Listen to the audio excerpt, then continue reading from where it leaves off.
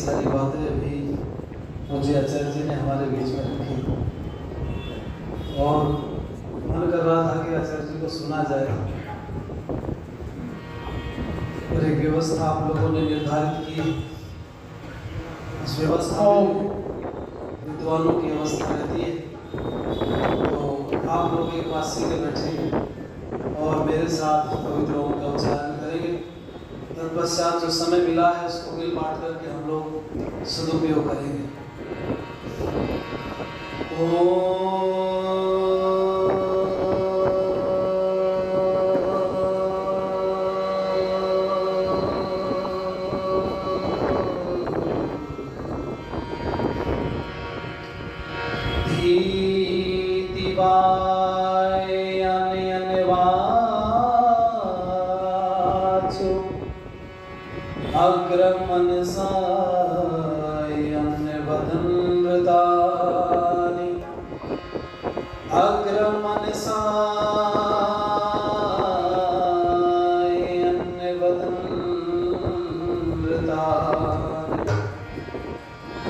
ऐसे ही बढ़ता रहा यदि पाप ऊपर तो धर्म के मतंग की पतंग बन जाएगी।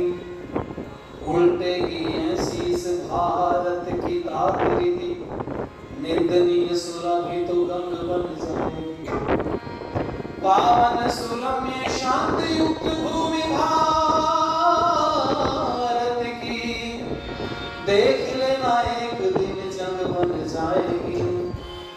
देख लेना एक दिन जंग बन जाएगी। कोई पर्दा नजर नहीं आता, फिर भी जलवा नजर नहीं आता। कोई पर्दा नजर नहीं आता, फिर भी जलवा नजर नहीं आता। फिर भी जलवा नजर नहीं आता। फिर भी जलवा नजर नहीं आता।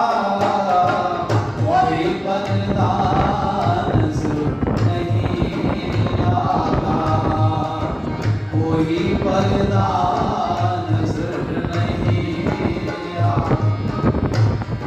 सब खुदा बन गए ज़माने में, सब खुदा बन गए ज़माने में, सब खुदा बन गए ज़माने में। कोई बंदा नजर नहीं आता। कोई बंदा नजर नहीं आता। फिर भी जलवा नजर नहीं आता। जिसे उपमा जिसे उपमा जिसे उपमा भी दे सकूं तेरी, जिसे उपमा भी दे सकूं तेरी, जिसे उपमा भी दे सकूं तेरी। कोई तुझ सा नजर नहीं आता। कोई तुझ सा नजर नहीं। मेरे भारत मेरे भारत मेरे भारत की प्रभु खैर करे, खैर करे। मेरे भारत की प्रभु खैर करे। मेरे भारत की प्रभु खैर करे। हाल अच्छा नजर नहीं आता। हाल अच्छा नजर नहीं आता।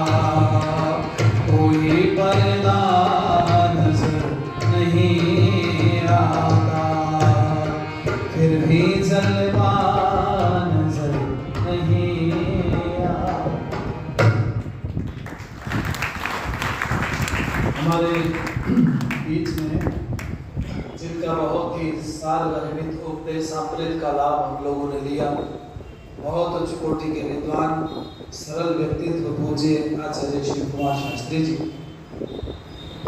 हमारे साथ ढोलक पर साथ दे रहे हैं। हमारे गुरु जी आदरणीय महात्मा कल्याण जी, आर्य समाज नगोरी गेट के धर्माचार्य हमारे गुरु जी आदरणीय पंडित कर्मवीर शास्त्री जी, और जिन्होंने इस हिसार का नाम पूरे भारत पूरे विश्व में रोशन किया। इस हिसार की बेटी थोड़े से दिनों में पूरे आर्य जगत में छा गई। बहुत ही स्वाध्यायशील मधुर वाणी की धनी आदरणीय बहन कल्याणी आर्य, हमारे साथ मंच पर उपस्थित आदरणीय अन्य आचार्य महोदय, सम्मुख उपस्थित सभी धर्म प्रेमी सज्जन विद्वत मंडल, गुरुकुल के ब्रह्मचारिणी महोदय, मेरे सम्मुख उपस्थित हुई पूजनीय वंदनीय मातृशक्ति और स्त्री आर्य समाज डोगरान की सभी पदाधिकारिणी माताएं, भगवान की बड़ी कृपा होती है इकट्ठे बैठने का मौका मिले और उसमें भी सत्संग सुनने का मौका मिले, और वो सत्संग भी वेद से संबद्ध हो और विद्वान भी आचरण वाले मिल जाएं, ये बड़ी बात होती है। आपको ये सौभाग्य प्राप्त है और घर में प्राप्त है आसानी से। आचार्य जी ने भी स्वर्ग और नर्क की बड़ी विस्तृत व्याख्या हमारे बीच में की, पर मैं एक प्रश्न आपके बीच में लेके बैठा हूँ, बेईमाना मत करना, उत्तर देना, ठीक है। घर में स्वर्ग कौन ला सकता है? मैं दो उत्तर दे रहा हूँ, आपको हाँ ना में बताना है। ये वाला डिपार्टमेंट पुरुष घर में स्वर्ग ला सकता है या स्त्री घर में स्वर्ग ला सकती है? जब बोलोगे नहीं तो फिर गड़बड़ हो जाएगा। अजी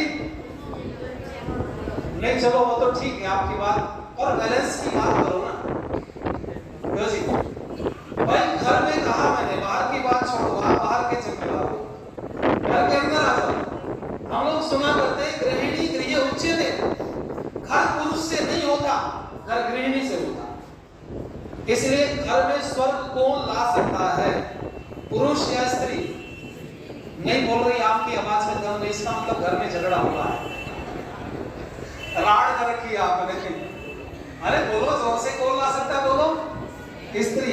तो स्त्री महत्वपूर्ण है ना भाई, स्वर्ग अगर चाहते हो तो स्त्री महत्वपूर्ण है। और एक गणित सुन लो जरा नया, जो देश है ना वो देश राज्यों से बनता है, राज्य जिलों से बनते हैं, जिला तहसीलों से बनता है, तहसील ब्लॉक से बन जाती है, ब्लॉक पंचायतों से बनते हैं, पंचायत गांवों से बनती है, गांव परिवारों से बनता है, परिवार घरों से बनता है, और घर गृहिणी से बनता है।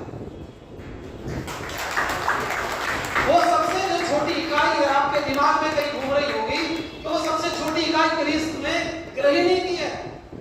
और गृहिणी से घर बना, घर से परिवार बना, परिवार से आपका गांव बना, गांव से पंचायत बन गई, पंचायत से ब्लॉक बना, ब्लॉक से तहसील बनी, तहसील से जिला बना, और जिले से राज्य, राज्य से देश बन गया। इसका मतलब छोटी जिम्मेवारी नहीं है, बहुत बड़ी जिम्मेवारी है। और इसका निर्वहन अगर आप कर लें तो समझता हूं मैं जिस स्वर्ग की बात आचार्य जी कर रहे थे ना, वो स्वर्ग जीते जागते होता, मरे पीछे किसी ने नहीं देखा। कईयों के घर में घुस जाओ तो जाते नाक बंद करते लोग, अरे नरक में आगे निकलो यहाँ से। अच्छा भैया, यहाँ क्या वो राक्षस खड़े हुए तलवार लेके मारने के लिए? पता चला कहीं बहुत भयंकर बदबूदार, घर व्यवस्थित नहीं तो लोगों ने कहा नरक है। कहीं फंसते ही अंदर किसी ने स्वागत किया, बैठे, पानी आ गया, तुरंत एकदम चाय दूध जो भी कुछ आना था वो आ गया, समय पर भोजन मिल गया, लोगों ने कहा भाई तो स्वर्ग है।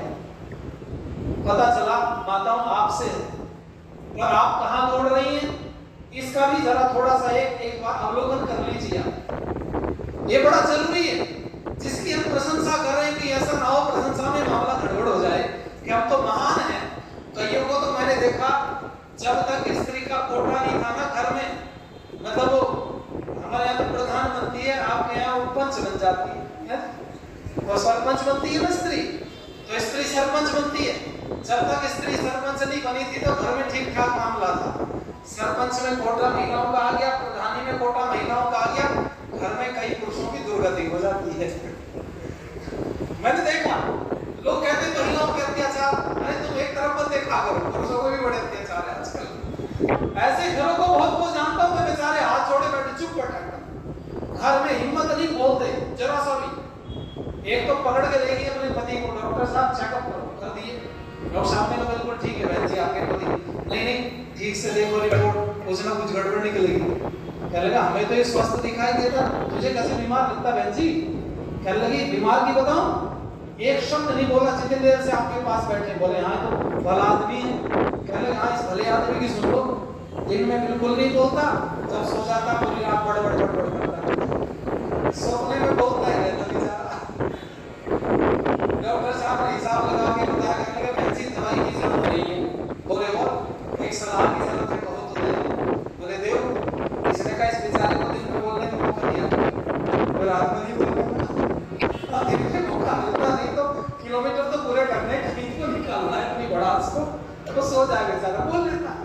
पर मैं आपसे कहूं माताओं, आप जानना चाहते हो तो सुनो, क्या दुर्गति क्या सदगति इस भारत के अंदर थी स्त्री की। आज आप बहुत बड़े स्तर पर हैं, स्त्री को ब्रह्मा कहा गया, और भला हो दयानंद सरस्वती का, उसने पैर की जूती से सर का ताज बना करके तुम्हें ब्रह्मा के पद पर आसीन किया। ये दयानंद की कृपा है। जब पूछा उन लोगों से, ये वाले आप समझ रहे ना इशारे से, इन लोगों से जब पूछा गया स्त्री कौन, उन्होंने कहा खेती होती है। जब उनसे पूछा गया स्त्री कौन, तो उन्होंने कहा स्त्री के अंदर आत्मा ही नहीं होती है। एक व्यक्ति और हुआ, यूरोप के अंदर बड़ा छाया रहा दार्शनिक था, नाम था सुकरात। मैंने सुकरात को पढ़ा तो सुकरात ने महिला के विषय में क्या लिखा, यह जान के मुझे बड़ा आश्चर्य हुआ। सुकरात बोलता है, इतना बड़ा दार्शनिक होकर के व्यक्ति से पूछा, स्त्री की तुम्हारी दृष्टि में क्या योग्यता है, क्या स्थान है, क्या पात्रता है, क्या रिजल्टी है। जब एक बात बोली तो सुकरात कहता है सुनो, स्त्री को जानना चाहते हो स्त्री क्या है मनुष्य के लिए। बोले बताओ। कहता है एक जोड़ी कपड़े से कितना समय व्यतीत कर सकते हो। सामने वाले ने कहा एक जोड़ी कपड़े से 2-4 दिन व्यतीत कर सकता है। तो उसने कहा फिर, बोले कपड़े बदलने पड़ते हैं। सुकरात जैसा दार्शनिक बोलता है जब एक जोड़ी कपड़े के साथ जीवन नहीं गुजारा जा सकता तो स्त्री के साथ भी गुजारा नहीं जा सकता। कपड़े बदलते स्त्री बदल दो, इसमें कौन सी बड़ी बात है, सुकरात की बात। पर दयानंद सरस्वती ने इसी बात को बोला नहीं। लोगों ने कहा पैर की जूती, दयानंद ने कहा पैर की जूती से पैर की जूती पैदा होगी और सर के ताज से सर का ताज पैदा होगी, क्योंकि हमारे भारत के अंदर सर का ताज अगर पैदा हुआ पुरुषों में तो स्त्री से ही तो हुआ। अभी आचार्य जी ने जितनी भी रामायण सुनाई, आप मुझे बताना सब जने पुरुष माताओं के सामने झुके हैं ना, क्यों जी? अच्छा महान कौन निकली? माँ, जिसने आशीर्वाद दे दिया, अपने बेटे को आज्ञा दे दी। पुरुष से आज्ञा मांगने नहीं गया, किससे मांगी बोलो जरा? माँ से मांगी। और मैं आप सबसे कहना चाहूंगा, जरा ध्यान दीजिएगा, हमारे लिए माँ तो माँ होती है। परमपिता परमात्मा की इस व्यवस्था में स्वामी दयानंद सरस्वती ने अगर गिनाए ना 3 गुरु, तो पहला गुरु कौन है बोलो? पिता क्यों नहीं गिनवा दिया गया पहला? जबकि पुरुष प्रधान देश है, विवाह होता स्त्री पुरुष के साथ चली जाती, फिर पिता क्यों नहीं गिनवाया पहला? क्योंकि पिता को पिता पत्नी बनाती है, स्त्री माँ बनाती है। अगर वो माँ नहीं बनेगी तो पिता नहीं बन सकता। इसलिए आपसे कहूंगा, ये लाइनें आपको बल देंगी, जरा सुनो, हो सके तो मेरे साथ मिलकर के गुनगुनाओ, अच्छा लगेगा।